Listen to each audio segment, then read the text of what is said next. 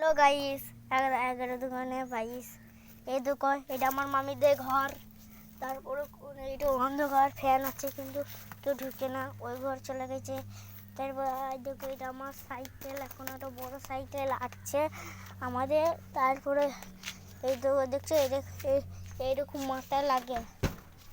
তারপরে আমরা ঘর যাচ্ছি, ঘর গিয়ে যাচ্ছি যাচ্ছি যাচ্ছি এই দেখো, এটা আমার নানি, এটা আমার মা, তারপরে এটা আমাদের পালন, এটা আমাদের চত্বর, আর এটা আমাদের গেরু গেরু এটা আমার ভাই।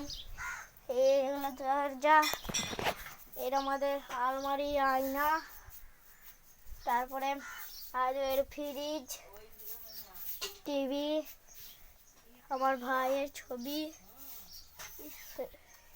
মেশিন, বোর্ড সব ঠিকঠাক আছে। আর মমতা ব্যানার্জি,